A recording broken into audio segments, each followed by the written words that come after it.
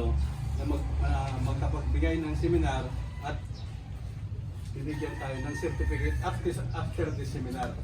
So, requirement niyan sa UWA na magkaroon, may ipakita tayo na certificate na talagang tayo ay naka-avail ng seminar.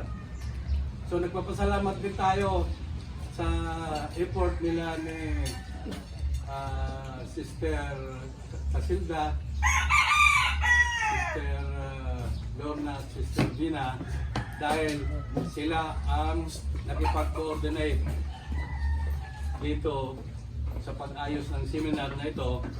Although medyo may kaunting pangyayari lang na hindi inaasahan, dapat kahapon pa tayo rito sa seminar na ito, pero mabuti na lang at nagkataon. Ewan ko bakit may tumulak sa akin na tawagan si Chairman Eddie noong Friday. Hindi ko alam kung bakit pilit ko siyang tinawagan. So, actually, ang kanyang binigay niya schedule ay isang araw lang. Diba? Tama ba? Tama ba, Chairman Eddie?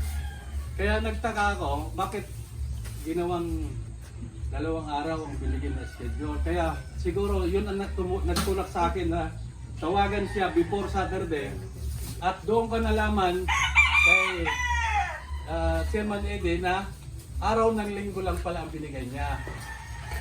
So medyo may hindi na-coordinate ng maayos sa itong ating ano ngayon. So mabuti na lang sa sinabi ko, ayon sa sinabi ko, na nakatawag ako sa kanya noong Friday. Kasi kung hindi ako nakatawag noong Friday, kahapon, pumunta tayo rito lahat. So, yun po ang ating, sana. Kasi ang alam natin, 2 araw. Diba?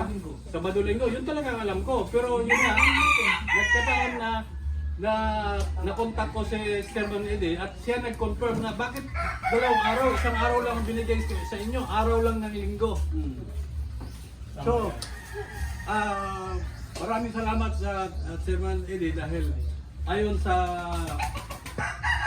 biglang koordinasyon ko sa inyo, malaman namin ngayon na araw lang ng linggo ang inyong binigay.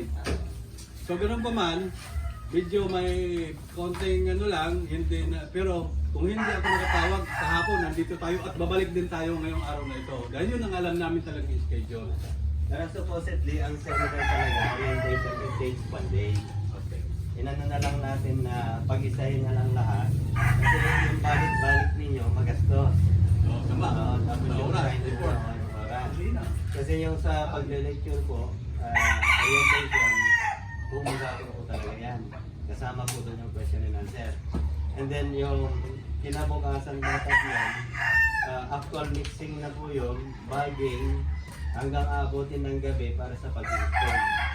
Doon po talaga. Pero since may page naman tayo, pwede nyo kuhanin doon yung ibang picture.